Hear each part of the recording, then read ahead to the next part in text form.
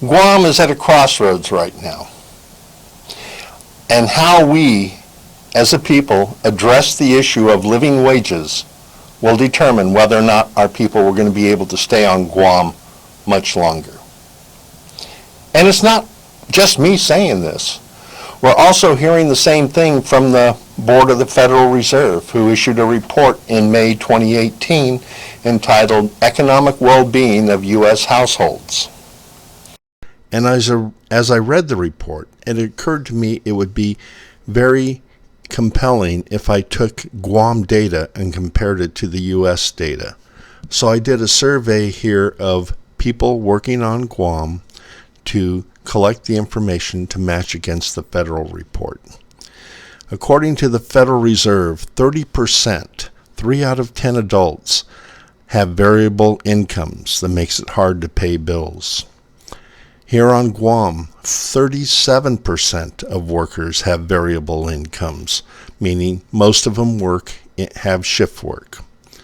According to the Federal Reserve, 1/5 of all adults are not able to pay their bills due in the month due. When I looked at the same numbers here on Guam, it was amazing. 62% of all adults have trouble paying their bills in the month due. And 10% of all adults in the U.S. need outside financial support to pay their bills. Here on Guam, 26% of adults need outside financial support to be able to pay their bills. One of the more striking findings was that 40% of all adults will be unable to deal with a $400 emergency. Here on Guam, 66% of adults do not have the resources to deal with a $400 emergency. And here's another scary statistic. In the United States, 25% of adults skip medical care due to being unable to afford the cost. In Guam, we learned in the budget hearings that 75% of the people attending Guam Memorial Hospital are unable to afford the cost because they have insufficient insurance or medical coverage. There's a huge misunderstanding about welfare, who's on welfare, and also the concept of working poverty that this legislature needs to address. People working full-time jobs but still living paycheck to paycheck. That's the reality for many families across the Arklamas. But many times those who have never struggled to stay afloat think those on government assistance are lazy or are abusing the system. Fox 14's Randy Ayala is exposing this long-standing myth. Constantly working but still struggling to make ends meet. This is somebody who goes to work every single day and still can't cover expenses. There are more than 127,000 households in Northeast Louisiana, and more than 72,000 of them are living below the ALICE, asset limited, income constrained, employed threshold, meaning they're one emergency away from a financial crisis. Working mothers, fathers, families with kids, trying their best to get by. The basics, rent, food, utilities, and clothing, have many families in the Arklamas unable to pay every bill every month. Add affordable health care and daycare to the mix. They may wind up having to make choices between, like, paying the water bill this month or paying the electric bill this month. 20% of Ouachita Parish households are living in poverty. That's an annual salary of barely over $13,000 for single-parent homes, and a little over $25,000 for a family of 4. Trying to think about the future, but they don't have enough money to save. So where do these families turn? Things like food stamps and housing assistance and Medicaid. Giving many taxpayers who help pay for these type of government assistance programs a belief that those getting the benefits really don't need or deserve them. The poor that are mooching off the system while the rest of us pay our way and their way. Oh, these people are just taking advantage of handouts. But experts say that's far from the truth. We want to hold on to that myth. We can only do it by ignoring the reality that Alice has now put right in front of us. United Way's Alice report shows real data of what the daily lives are like for those living in economic distress. More than 31,000 households in Ouachita Parish are struggling to afford the cost of living in the Pelican State. It's a whole lot of people who work very hard to try to make ends meet, but are in a position of having to make choices, not because of any lack of effort on their part. We all know Alice families and Alice households. So how do these families break free? Nora says it's up to all of us to make a change. We need to do some things to make sure that work pays enough to support a household. Our community institutions and the leaders of those institutions need to step up and begin to push this kind of information out. And understand the working poor are trying to get out of their circumstances, but often can't do it alone. Reporting in Monroe, I'm Randy Ayala. Hawaii is Guam's canary in the coal mine. Anything good or bad that hits Guam usually hits Hawaii first, starting with the tourism industry. It hit Hawaii in the 50s and 60s. It hit Guam in the 70s and the 80s. Like Guam, Hawaii has a high cost of living, and like Guam, Hawaii has a large percentage of their population living paycheck to paycheck. Like Guam, Hawaii has a major shortage of affordable housing. The affordable housing shortage is so tight that a family of four making $93,000 a year qualifies for housing assistance. A single person making $67,500 a year qualifies for housing assistance. We've seen a huge explosion in Hawaii of multi-generation households, and Hawaii too has a growing resident exodus. In fact, the population for Hawaii has declined 3 years in a row as more people leave the state than move to the state. So, as we can see, Guam and Hawaii have a lot in common. Like Guam, Hawaii's major industry is tourism. And like Guam, Hawaii's tourism industry is made up largely of low-wage service sector jobs. In fact, according to government statistics, 65% of the jobs on Guam are low-wage service jobs. 62% of the jobs in Hawaii are low-wage service sector jobs. On Guam, 34% of our population is eligible for SNAP benefits. Hawaii, 37% of the population receives SNAP benefits, food stamps, supplemental nutritional assistance program. On Guam, 11% of our households get some form of housing assistance. In Hawaii, 11% of households there get some form of housing assistance. So what does working poverty look like in Hawaii?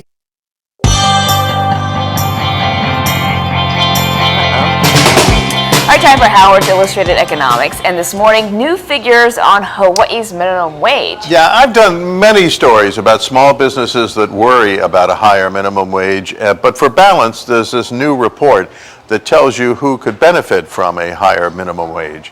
First of all, who earns the minimum wage? And by the way, this is in Hawaii.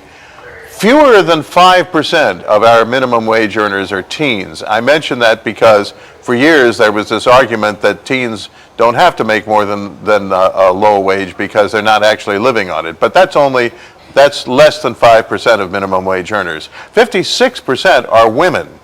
How many of these people that I'm about to mention earn the minimum wage? Well, 48% of all women are minimum wage earners, which is astonishing. 46% of Native Hawaiians, 64% of Pacific Islanders. So there are elements of our community that are disproportionately affected by our bottom end wages. And finally, how many of these next groups do? Well, 2/3 of minimum wage earners, of earners in retail make minimum wage, and more than 80% of food service workers do. At $21,000 a year, which is the current minimum wage, you could have 2 jobs at the minimum wage, working 16 hours a day, and you still couldn't live on it. Yeah. So this 48% of women making minimum wage, this number is shocking to me. Is that 48% of women in the workforce? Yes. Okay. Not all women. but still very high. Yeah, we're not counting people that aren't in the workforce at all. Okay, all right. Thanks, Howard. In Hawaii, a lot of research has been done on working poverty. And here on Guam, we need to pay attention because the same things that apply to the people of Hawaii apply here to those trapped in working poverty here on Guam. Now, I have edited down this presentation to the relevant parts of the discussion that pertain to Guam, but in the pack I'm giving all the senators, they will be receiving a link to the entire video, and a link to the entire video is included on this post as well. More than 1/3 of our island community, friends, family, neighbors, co-workers, are struggling, and we may never know it. They're unable to make ends meet, and they're not even dealing with a temporary setback. 37% of all households in Hawaii can't pay for their basic needs, and their numbers appear to be growing. Who are Hawaii's working poor? This live broadcast and live stream of Insights on PBS Hawaii start now.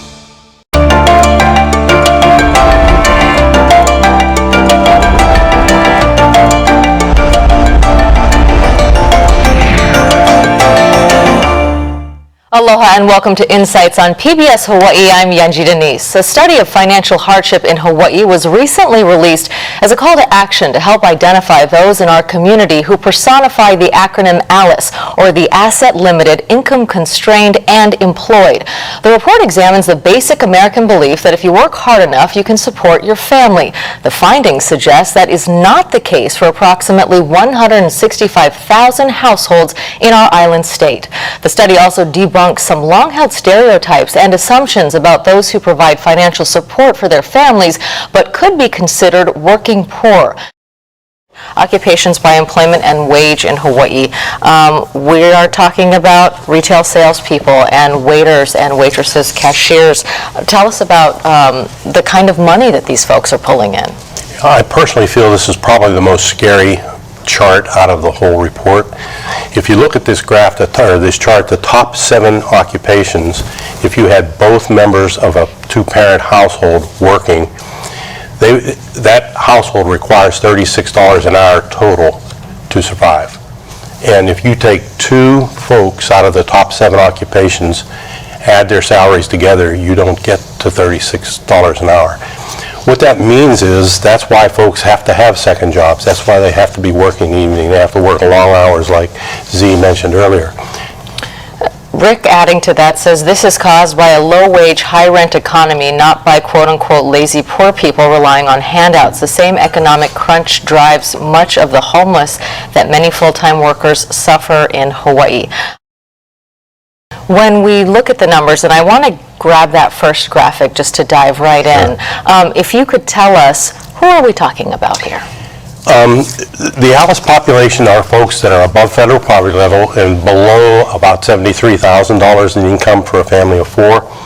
The interesting thing I think about this chart is that the ALICE families have not recovered from the recession. The graph starts, or the charts start with 2007 and brings us forward to 2015, and you'll see that throughout the recession, families fell from either self-sufficiency into ALICE or ALICE into poverty. And right now, there's about 7% of the households in Hawaii that fell into the ALICE population or federal poverty level population and have not recovered. 7% doesn't sound like a lot, but 7% represents 31,500 households in Hawaii. Those folks are living paycheck to paycheck. You know, when I look at those numbers, what strikes me is that we're talking about nearly half of our population here in our island state either living at poverty level or just above. The actual percentage is 48%. There's 11% of our population in poverty and then 47% or 37% in ALICE. Well, I want to get into a few more of those numbers. If we could go to graphic number 3, it's also in your packet there. And these are families with children by income in Hawaii, married families, single female-headed households, and single male-headed households. What can you tell us about this graphic? This graphic actually is one of the more concerning in the whole report, because what it says is if you are a female head of household with children, your chances of being in the ALICE population are 5 out of 6. And when we heard from Nani earlier, she's exactly in that population, right? The other part of it is we don't think much of male-headed single-parent families with children. They're not quite as prevalent, but they're far larger than most of us realize. In both cases, when their children are younger, the overwhelming problem is childcare. They don't have childcare, they can't work. They can't work, they can't live. And so this is a group that we think we need to really focus some attention on. But one thing that becomes clear, in all the research done, the largest group in poverty are women and children. And if we collected those statistics, I'm sure the same would prove true here on Guam. And as bad as these numbers are on working poverty in Hawaii, the numbers will be even worse when they're updated from the 2015 database. And I think what I wanted to say was that, the Alice report is great and it just came out, but it's using data from 2015 and 2016. And when I looked at the numbers, I said, oh my God, those numbers have gone up. I mean, in terms of the cost of childcare and the cost of housing, just in 2 years, it's just gone up so much. And when you look at the increases in wages, it hasn't gone up as much percentage-wise. So we're falling even further behind when you really think about it. So I think, people need to know that this is a crisis and that we really do need to give very, very intentional efforts and intentional attention to it to just really do something about it. Let's accept the fact that we are in the era of new math. The rising cost of living plus stagnant wages equals working poverty. Over the past 4 years, the cost of living here on Guam has gone up 30%. In the last 12 months, groceries have gone up 6%. Gasoline's gone up 14%. Fast food combo meals up 27%. Generic medicines up 32%. And considering we have a chronic diabetes epidemic here on Guam, one thing that really upsets me is insulin needles are up 75%. Like Guam, Hawaii also is seeing a rapid increase in the cost of living, and like Guam, the number one driver in the high cost of living in Hawaii is the cost of housing. As we can see here, a family of 4 living in Hawaii making $96,000 a year qualifies for housing assistance. A single person in Hawaii making $60,000 a year qualifies for housing assistance. We're not that bad yet here on Guam, but we're getting close. If we go back to 2015, a 2-bedroom, 1-bath in Tamuning rented for about $750 a month. By 2016, that apartment was renting for $900 a month, a 20% increase. In 2017, that apartment was renting for $1,050, a 16.6% increase. And in 2018, that apartment was renting for $1,200 a month, another 14.28% increase. This year, that same apartment is renting for $1,350 a month. As we know, housing is the number one driver in the increases in cost of living here in Guam. A cost of living that's rising so fast that even the federal government recognizes the steadily increasing cost of living here on Guam. When we look at the federal COLA, cost of living adjustments, we see that in 2015, the federal government adjusted compensation upwards by 14.16%. In 2016, COLA adjustment was 13.7. In 2017, COLA adjustment was 13.82. And in 2018, the COLA adjustment was 13.01. And for 2019, the federal government is adjusting the cost of living allowance for Guam upwards by 12.8%. Even government of Guam recognizes the steady increase in the cost of living. Government employees regularly get between 3.5% and 20% step increments, depending on whether they're classified or unclassified. In the meantime, those trapped in low-wage service sector jobs have not received a pay raise in over 5 years. The last increase they got was the increase in minimum wage in 2015, and that was 13.8%. So let's talk about who any change in minimum wage will affect. And here are the Alice on Guam basic numbers. When we start with the Bureau of Labor Statistics, so when we look at the difference in compensation right here, we see the government of Guam employees on average take home twice what non-government of Guam employees make. According to the Guam Department of Labor, there are 101,086 jobs on Guam. There are 65,011 employees on Guam. So when you subtract those two numbers, you see that 36,075 jobs are in the hands of people who are multiple job holders. So when we look at the breakdown on the jobs themselves, we see that 42,257 of those jobs are low-wage service sector jobs. About 65% of jobs on Guam qualify as low-wage service sector jobs. And again, according to the Department of Labor Statistics, 87% of Guam workers earn less than $40,000 on their job. That's why households are struggling. We have 44,662 households here on Guam. 60% of those households make less than $50,000 with all income sources combined.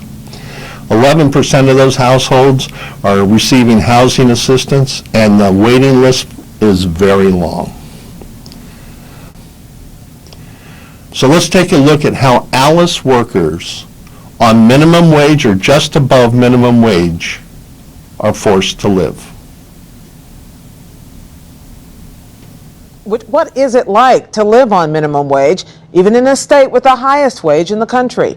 The NewsHour's economics correspondent Paul Salmon profiles two people dealing with that question, all part of his reporting Making Sense of Financial News. Everything just seems to be going wrong, you know? So I'm trying to be responsible and fix it, but it's stressing me out. Taryn Lyons was talking about her car, but it may as well have been her life.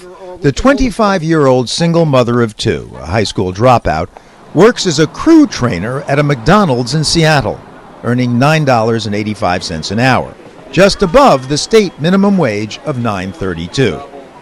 Using her federal earned income tax refund, she moved to a cheaper suburb 30 miles south, close to her mother, who watches the kids while she works, and bought a 17-year-old car for the commute. Car is the quickest way for me to get there, because on the bus I'll be on there for 3 hours. How much did the car cost?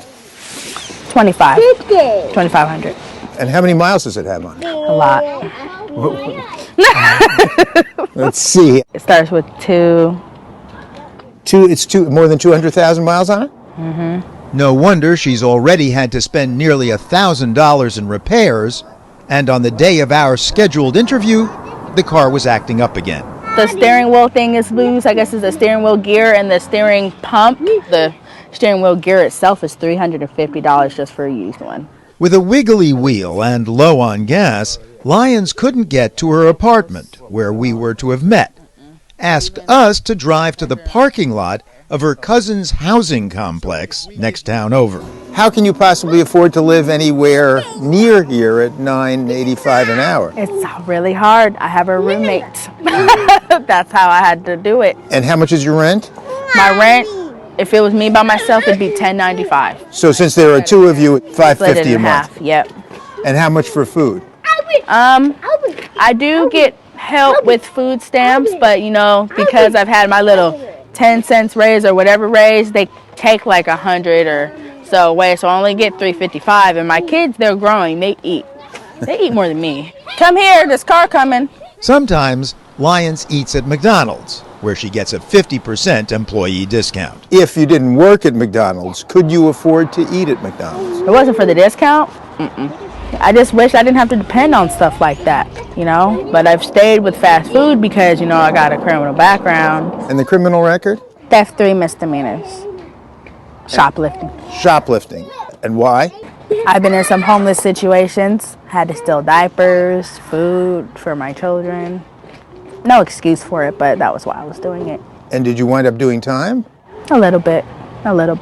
So when you started at McDonald's, $9.19 an hour, was that like a happy day because you'd gotten a paying job? It was. I'm not trying to be on the state assistance, you know. I'd rather work like responsible people do, you know. But can she really make it without the state assistance she receives? Taryn Lyons, 2 children, 3 and 5. She would need about $27 an hour, or about $4,700 a month. Triple what she earns, says University of Washington professor Diana Pierce, in order to pay for minimal basic needs in the Seattle area without public or private help. In Washington State, even though our minimum wage goes up with inflation, from $6.50 to $9.32 an hour over the last decade, utilities are going up faster, healthcare is going up faster, but also housing, childcare, food, all those are going up faster. The number one driver on the cost of living is rent. And even the Guam Chamber of Commerce website page points out how high rents are on Guam. In order for us to really understand the ALICE numbers for Guam, we have to take a look at Guam's true cost of living. For a family of 4, a household survival budget includes rent at $1,200 a month. Auto expenses, and we're not talking a new car, we're talking a 7 or 8-year-old car. Registration, insurance, gas, repairs, $300 a month. Utilities, $500 a month. Child care, $600 a month. Food, $1,200 a month. So the monthly cost of living, a survival budget here on Guam, is $3,800 a month. So in order for that family of 4 to survive, that family needs to generate an income rate of $23.75 an hour. That family of 4 needs to hold down 3.5 full-time low-wage service jobs just to generate the net income dollars to survive on Guam without massive government support and assistance. How does Guam ALICE life compare to ALICE life in California? Rent for a 3-bedroom, 2-bath in Dedido is $1,500. In Vallejo, which is a bedroom community on the outskirts of San Francisco, is considered a very high-cost area to live, $1,000 a month. Power in Dedido, $357. In Vallejo, $106. Groceries, and we're talking just basic bare necessities, eggs, bread, milk, cans of beans, rice, hamburger, nothing fancy. $299 on Guam, $189 in Vallejo, California. 1 tank of gas, we all know there's a big difference there. $85 here on Guam, $71 in Vallejo. On Guam, a family of 4 needs a minimum of $2,241 just to cover basics. In Vallejo, that same family can survive on $1,366. There's a 64% difference in the cost of living between Guam and a bedroom community on the outskirts of San Francisco. Here's where the ALICE life difference really tells. In Guam, that family of four is trying to survive on 3.5 full-time low-wage service jobs at $8.25 an hour.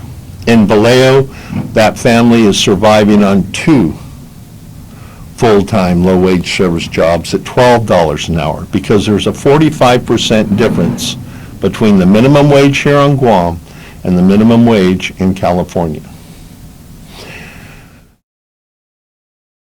In order to really understand the situation of those trapped in working poverty here, we have to explore a couple of economic myths.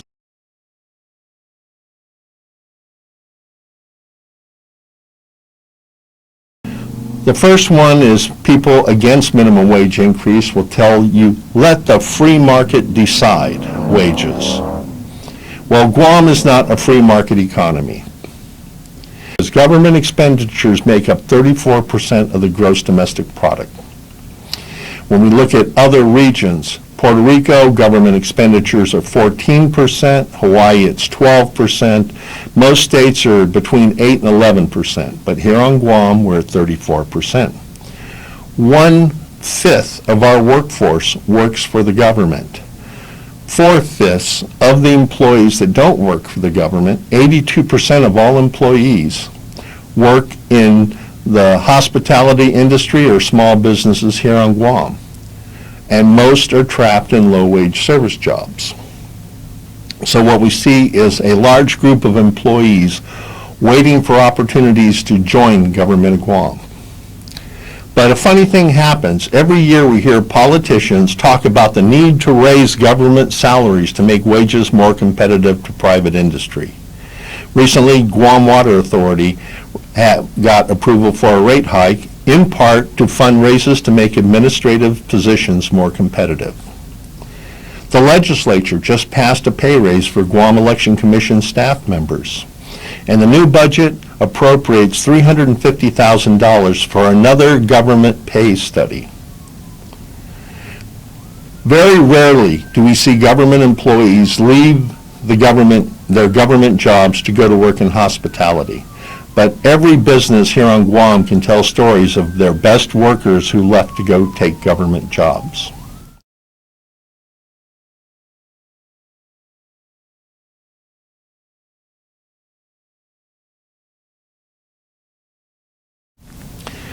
The second myth that we need to address here is the education myth. A lot of people who are against raising minimum wage will say all people have to do is improve their education and make themselves more valuable to the businesses and their raises will come.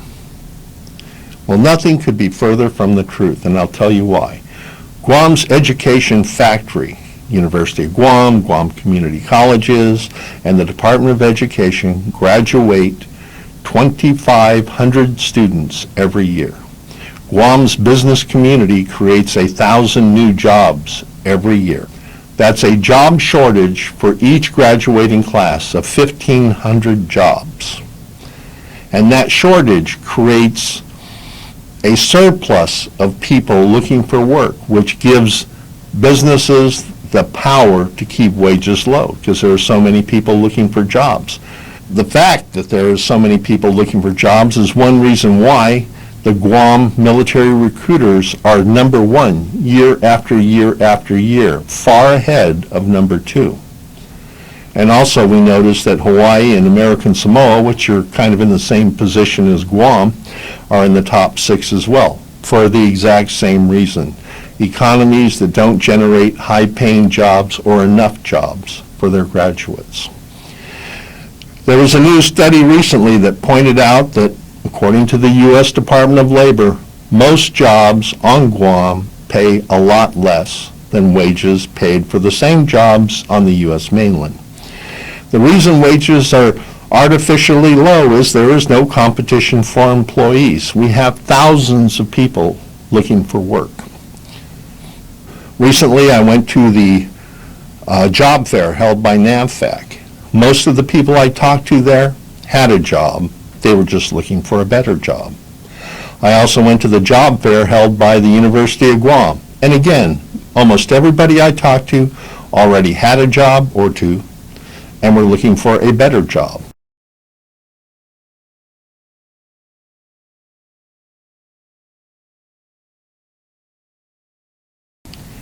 Guam is not a fair market. Guam is isolated. There's no traveling between Guam and places with more an opportunity. When I lived in Reno, Nevada, that too was a tourist destination. That too had a large hospitality industry, and 80% of the jobs in Reno were low-wage service sector jobs. So I and thousands of other residents of Reno drove to work every day in California. I worked in Hayward, California, 300 miles away from Reno, Nevada. I would drive down Monday, go back Friday, and thousands of people that lived in Nevada did the same thing. We can't do that here on Guam because in order for us to go to job interviews or even get to where the jobs are, we have to jump on a plane. A one-way ticket, Guam to Los Angeles, right now is $1,300.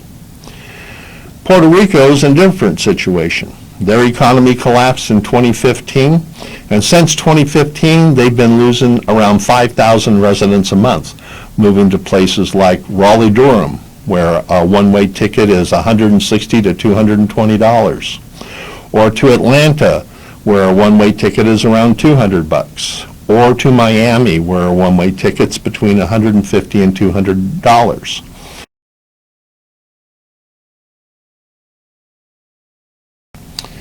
Here on Guam, we don't have enough jobs available for the people that graduate.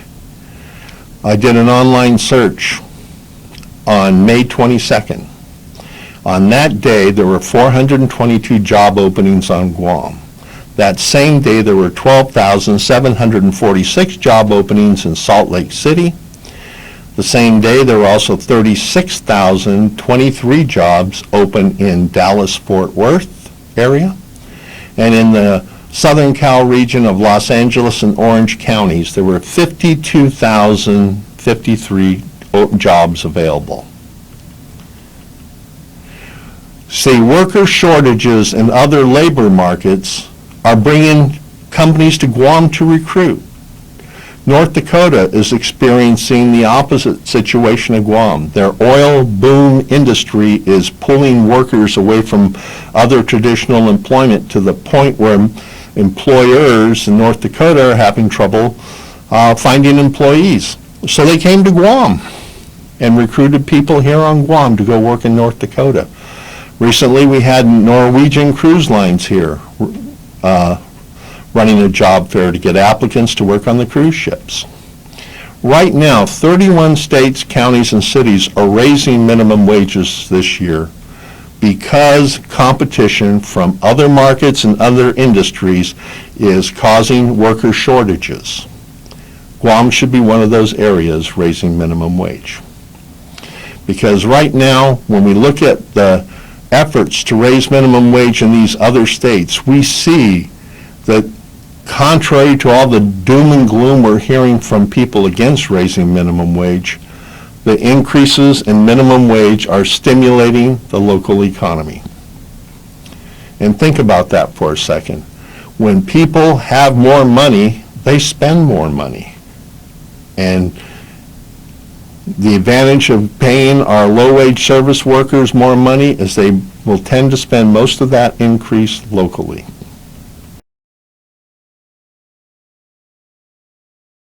Bill 136 proposes to raise the minimum wage from $8.25 an hour to $9.25 an hour in two steps, 50 cents next year and 50 cents in 2 years. And at $9.25, those trapped in working poverty will get very little of the relief they so badly need, especially when you consider the fact that the cost of living will probably have gone up another 20 to 30% by then. What I am proposing is that we take a very serious effort to minimize working poverty, and that would be to raise minimum wage by $1 in October 1, which gives businesses plenty of time to adjust, and raise it by another $1 in October 2020. At $10.25, the minimum wages transform from minimum wage to livable wage. And livable wages are what it's going to take to protect our economy, our workforce, and our family. I encourage you, senators, to take the bold step and put the needs of the people first in this situation. Because ultimately, all the money that you're counting on for taxes and fees and bond payments is going to come on the backs of 65% of our people who are trapped in low-wage service sector jobs. And it's time to give those trapped in low-wage service sector jobs the kind of relief that the federal government gives federal employees, Government of Guam gives Government of Guam employees, and Government of Guam top management gives themselves.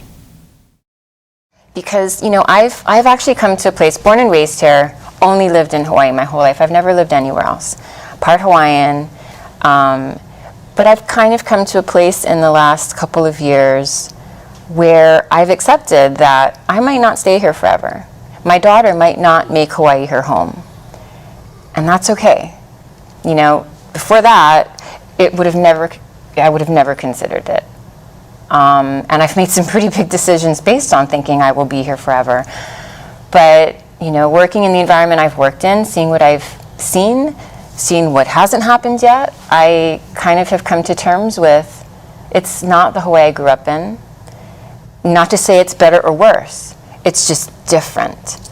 And as it has changed with different kinds of development, with different kinds of job economics at play, and I'm thinking maybe I won't be here forever. So, you know, psychologically for me, I mean, day to day, week to week, I might stress out about finances, sure. But in the bigger picture, I've had to really shift my sense of, is Hawaii my forever home? Or will I have to find somewhere else that I can have a better quality of life and not experience the same maybe financial hardships and challenges, actually get ahead. And that makes me really sad. That's fair. I mean, when you think about the talent that she has, and we've lost a lot of talent, you know, to the continental U.S. because people just don't want to make the sacrifices, you know, that they have to make to stay here. And so I think, you know, we're going to see a lot more of that if we don't turn the tide and actually provide a livable, you know, kind of life here that people can afford. Nani could be anybody here on Guam. Of those surveyed in the Quality of Work Life survey on their future plans, 52% plan to stay on Guam. But politicians need to pay attention to the following set of numbers. 25% are planning to move, 10% are actively taking steps to move. That's 35% of our young population is planning to leave our island and taking with them their peak earning years and their peak tax paying years. At the beginning of my presentation, I stated that Guam was at a crossroads, and we are. The direction this journey takes depends on the actions you take on Bill 136. Pick carefully.